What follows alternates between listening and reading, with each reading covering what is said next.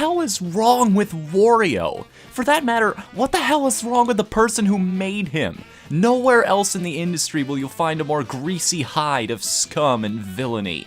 Need I remind you that this is the guy who, after risking life and limb on some crazy adventure, not to mention murdering hundreds if not thousands of minions along the way, pushed aside the princess he just rescued so he could get his hands on her magic bag of infinite treasure. He's just that kind of douchebag. And we love him for it. Wario may be a grossly obese, money-grubbing jerk, but he's an awesome one. Look at how he can strong-arm a hardened pirate into the atmosphere. Look how this guy can be set on fire and walk it off like nothing happened. Look at that smile. That is the biggest shit-eating grin ever put to pixels. Wario is my favorite Nintendo character because I find him positively over the top. His games are ones where you're not only offered the possibility to, but in 99% of situations are flat out encouraged to throw yourself into danger for petty gain. These are games where you turn into a zombie, punch a clown in the face, and straight up shake the earth with your weight. Not necessarily in that order. These are games that know exactly what they want to be and are completely unapologetic for that fact. And yet somehow, Wario games always have this strange mysticality to them, this sense of adventure and mystery that makes you want to see what's coming next. Because no matter if he's raiding tombs or beating down pirates, Wario at his core is a treasure hunter, and all of his Indiana Jones-like adventures reflect that. Or maybe I just relate to him because of his lack of friends and unhealthy obsession with garlic. Either way, I'm Whatthefnu, and this is Team Pizza's Top 8 Wario Games. Number 8.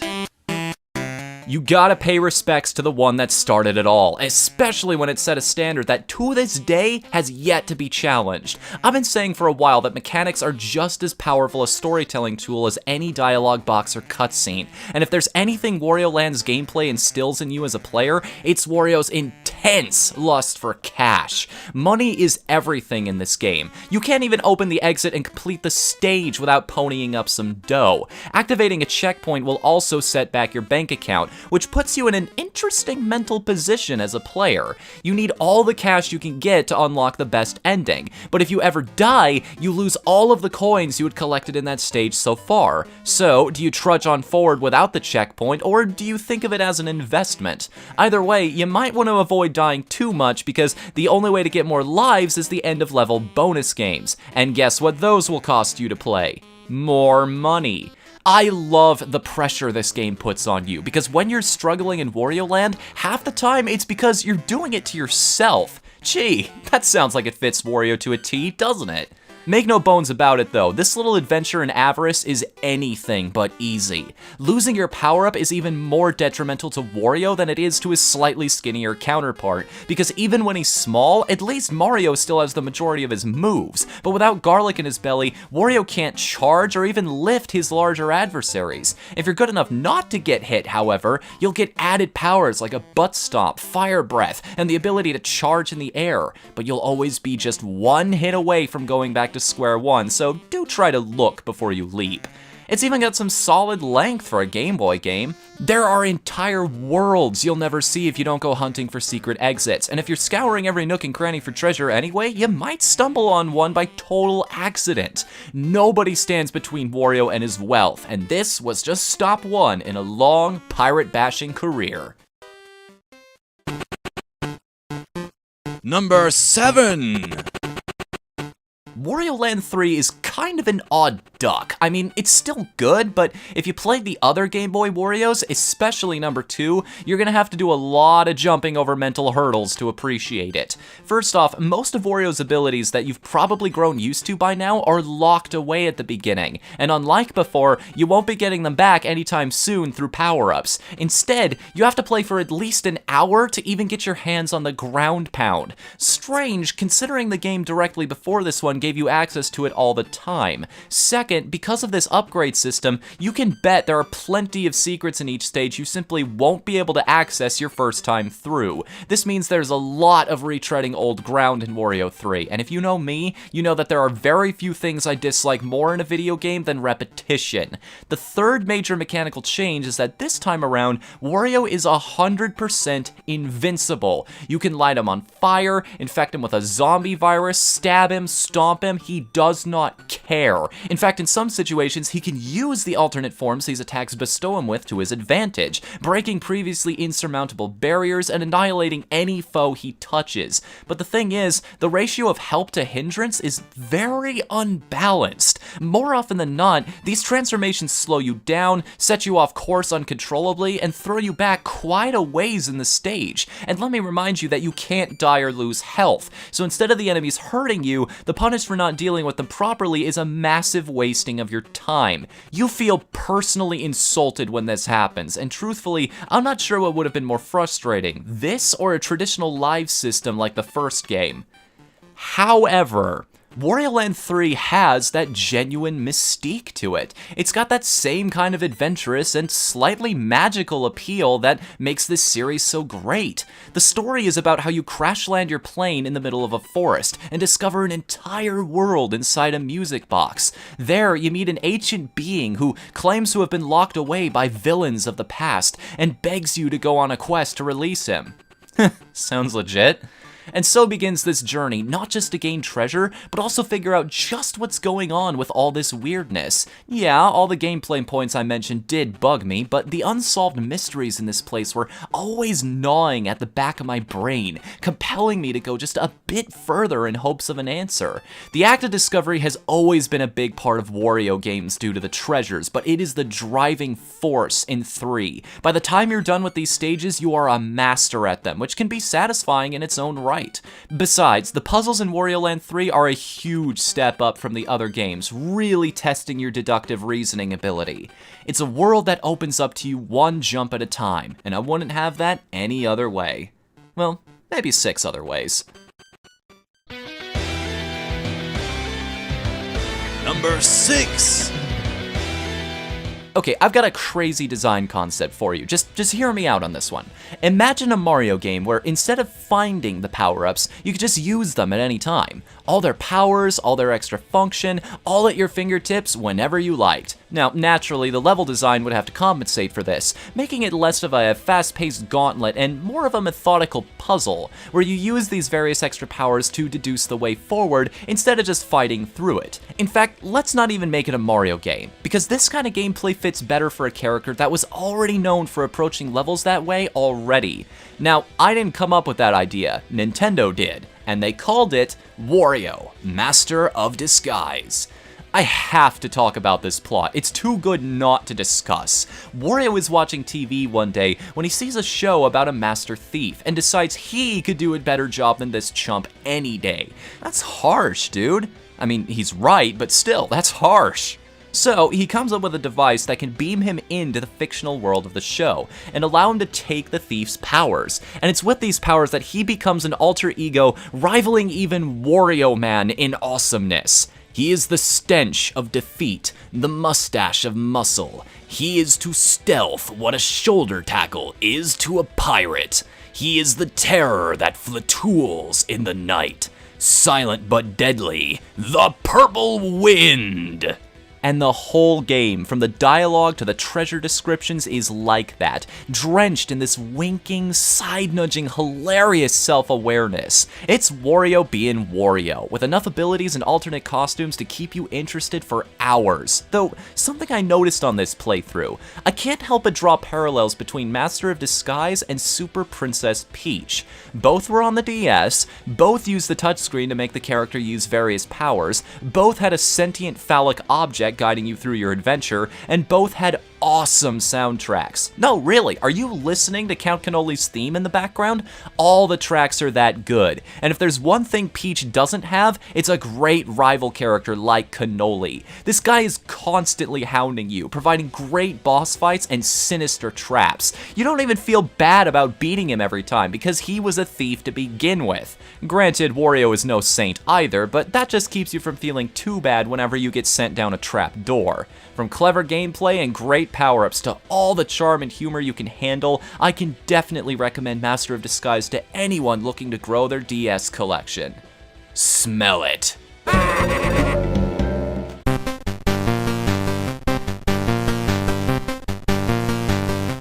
Number 5.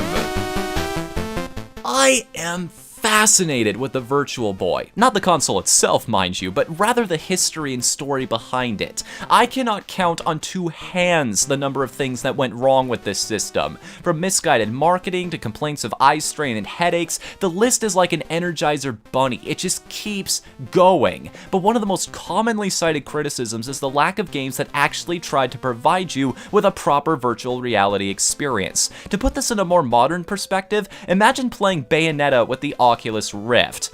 Doesn't quite gel, does it? But that doesn't mean Bayonetta is a bad game by itself, and neither is what most people call the best title you can buy for the Virtual Boy, Wario Land. Wario Land for the Virtual Boy pretty much took everything from Wario Land for the Game Boy and made it so much better. And by made it better, I mean it mainly took measures to further separate itself from typical Mario games. For one, you could do something no other game in either series has ever tried to replicate since. Power-up fusion. The eagle and dragon helmets have returned, allowing you to fly and breathe fire respectively, but collecting one of these power-ups while already possessing the other will grant you the King Dragon Helmet, which upgrades your fire breath to an unstoppable blast and also allows you to fly. You're still only one hit from having to start all over again though, and trust me, it really hurts to lose something that takes so much work to get in the first place. You know what else hurts? My temples, because I've got a migraine from trying to find some of these treasures without a walkthrough. I'd like to think of myself as pretty thorough, too. You're talking to someone who 100%ed Arkham Asylum on his first playthrough by himself. Some of these secrets are hidden incredibly well, so yeah, approach with caution, ye of obsessive compulsion. Bonus points must be awarded for having not one, but two Wario staples, garlic and coins everywhere. In fact, if you don't count Shake It, this game has the most currency per stage in the entire series. You might also notice from the map that this romp is rather short. Honestly though, I kinda like that. Sometimes you just need a game that you can knock out in 2 hours. And because every minute is worthwhile, I don't regret a moment of it. So if you've got a free afternoon and a couple Advil handy, show this red and black treasure pack some love.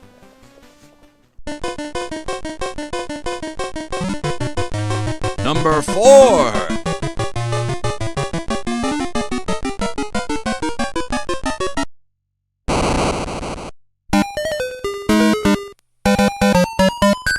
God, nostalgia sucks when you're trying to be objective. When Wario Land 2 entered my Game Boy as a child, it did not leave for days, weeks even. Why? Take all the criticisms I just gave Wario Land 3, hold down the B button, and toss them out the window. Your entire moveset is there right from the start, meaning every stage is about mastering how to use it in a new and interesting way. They are constantly challenging you with different enemies, mechanics, and hazards, so you will always be kept on your toes. And you are still invincible, but the level design accommodates it so much better. When you get a transformation, it actually feels useful because it's always provided in an appropriate place, and clever use of it will always lead you to a hidden cache of coins. And you're going to want to find these because, again, I want to talk about how a good set of mechanics can put you in the right mind of character. See, finding the room with the treasure isn't enough. You have to play a panel matching game to open the chest, and choosing to play costs you coins.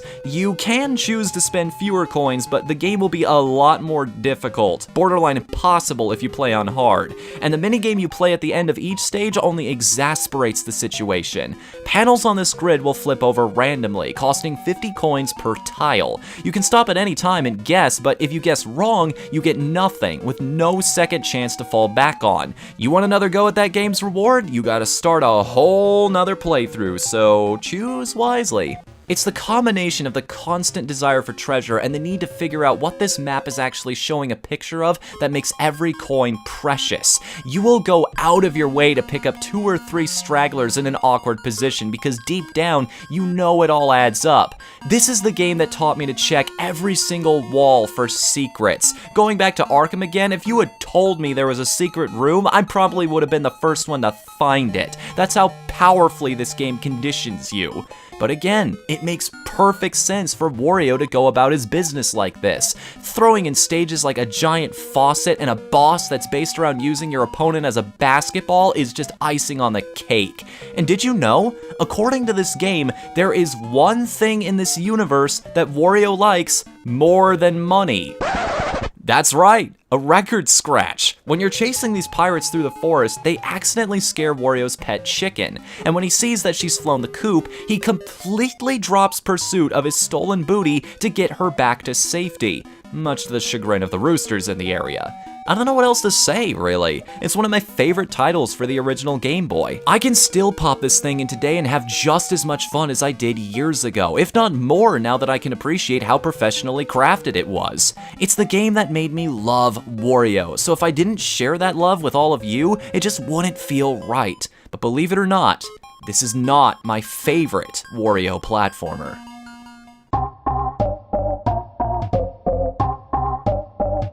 Number 3.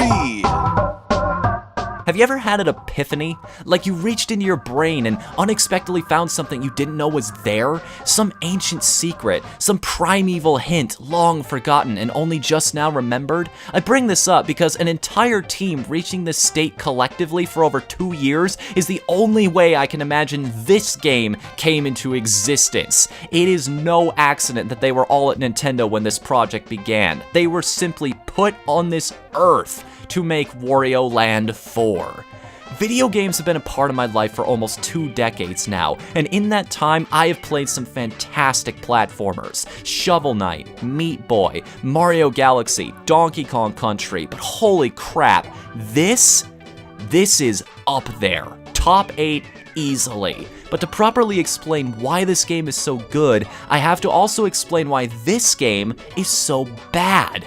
It's clear from the style to the mechanics that Shake It is desperately trying to be Wario Land 4, but it lacks so many of the key elements that made the game work. Shake It is an incredibly punishing game for no good reason. It added all these extra missions in every stage, some of which you can't even complete together in the same run, forcing you to retread the exact same areas over and over for reasons beyond your control. It has the same hurry-up mechanic that Wario Land 4 does when you reach the end of the stage, but with all this added pressure to make sure you do every little thing correctly on the way out, you'll be using the reset far more than you ever should in a game like this. Wario Land 4 certainly has extras you can find off to the side during these sections, but they're mostly optional. It's nice if you can get them, sure, but it's always something like more gems or health, and even when it's something required for progression like a gem piece, the placement of it is always easier to access than most other secrets anyway, and you always have another chance to get it if you screw up the first time. It doesn't punish you for lacking psychic abilities like Shake It often does, because the team behind Wario Land 4 understood that it's about skill of execution rather than sheer memorization. Gone is that sense of wonder and discovery, that thrill of jumping headfirst into old abandoned ruins to look for long-forgotten treasures. Gone are the hidden rooms that contrasted so wildly to the rest of the stage, consistent only to each other, and always featured this strange little man who you could also see on the main map. Who is this guy? What's his story? Why is he here? Come to think of it, where's that cat you saw at the beginning of the game, and why was it just hanging out in an ancient pyramid, never mind appearing to lead you deeper in?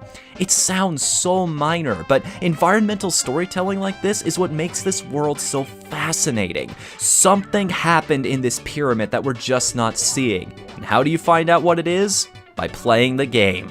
But but its greatest achievement by far is fusing all of the best mechanics from all of the previous games into one package. It has the risk factor of a health bar always lingering over you, but some enemies still transform you into an alternate state without dealing damage. It has the charging, the stomping, the rolling, and even a brand new and insanely useful dash move that are all unlocked from the beginning. It has stages with unique mechanics so deep you might not even fully understand them until you run back through, keeping even the return trip just as interesting as the initial entry, and all without ever feeling cheap, gimmicky, or unfair in any way.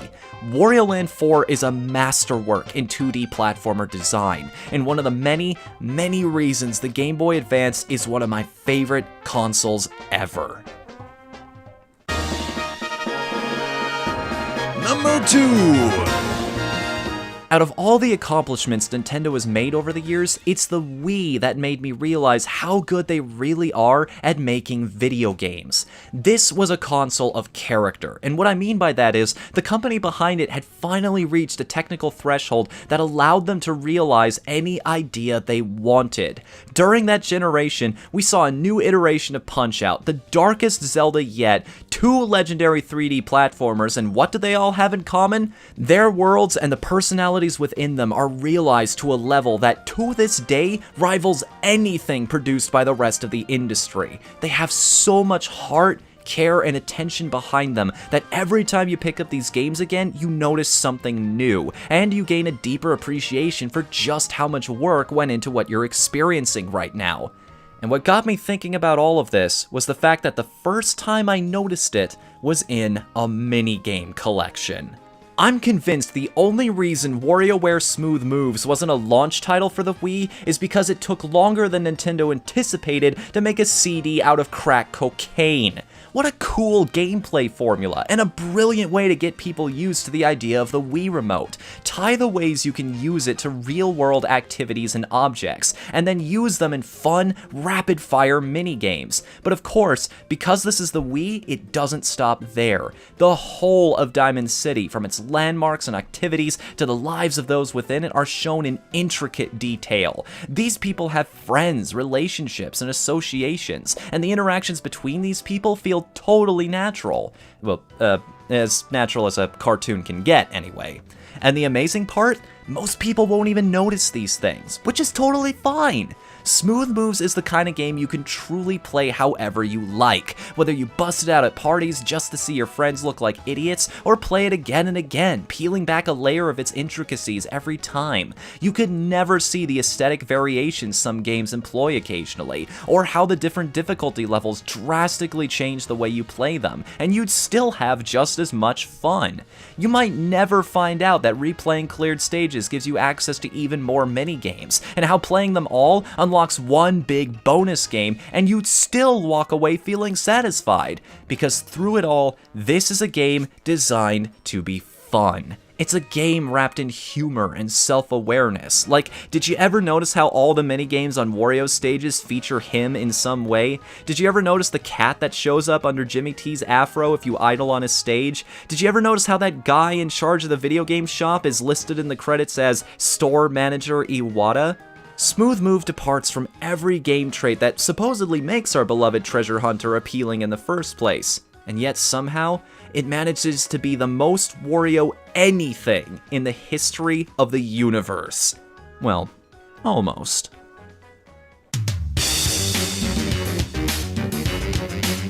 It's number 1. How? How is a third-party company better at handling Wario than the company that spawned him?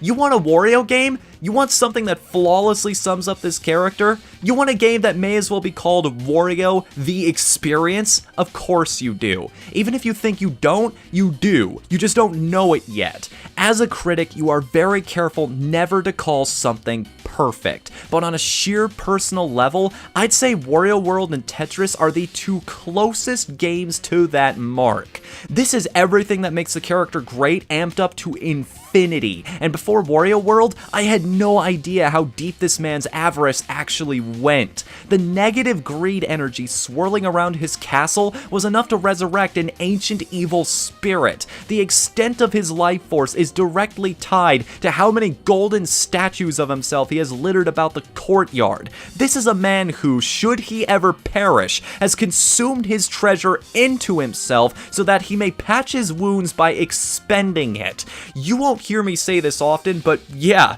the commercials summed up this game perfectly. Greed is good. Greed makes you do great things. Greed makes you do great things. It will get you everything. It'll get you everything. Even if you have to pile drive your enemy to do Even so. if you have to pile drive your enemies to do so. Get ready for some real greed. Wario handles incredibly well in World. His controls are so tight, the developers can throw levels like this at you and still get away with it. His attacks are incredibly meaty, making every punch feel like a truck ramming into your enemies, which in turn makes the moment you discover the room-clearing swing throw absolutely orgasmic. Spin to win indeed. And these skills will be put to the test in the frequent and amazing boss battles. These guys are the right kind of ultimate challenge in every stage. They're unique, they're intimidating, many of them are grotesque and malformed, they have some of the best music in the game, and they're just plain weird. Look at this thing! That is a fiery bodybuilder bison in a thong. What planet do you have to hail from to give you the removal from our frame of reality necessary to come up with that? And of course, every corner of these maps are packed with treasure, from the aforementioned statue pieces to the red jewels needed to progress, and even chests loaded with loot that let you play even more games from the equally as fun WarioWare. And this taught me that the most powerful motivator you can have for people to collect random crap in your platformer is to promise them even more game for their efforts. But none of that matters. Those are a pittance compared to the #1 reason anybody should play this game. Know why? Because in Wario World, you can pile drive a dinosaur.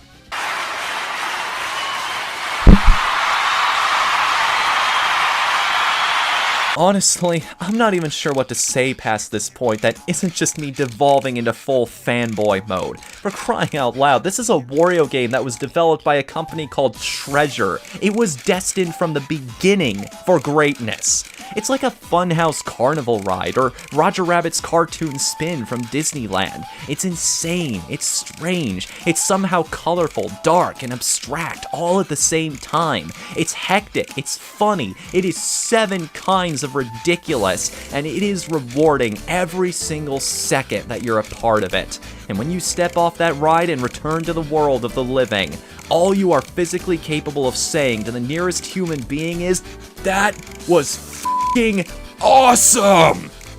And that is why we love Wario. Another weekend, another countdown. And yes, if you couldn't tell, that does mean I make these every single weekend. You should subscribe if you want to be a part of that. I've even put a little button there to make it as easy as possible. If you want to see my last countdown, I've also given you a fast track to seeing that, as well as my rant video on the recent situation with Ben Gilbert and Super Mario Maker. I also do some work on Twitch every now and then, so if you want to know in advance when I'm going to go live, or just keep up with my day-to-day musings, check me out on Facebook and Twitter. Thank you all so very much for watching, and as always, I'm Whatthefnu. Later, everybody!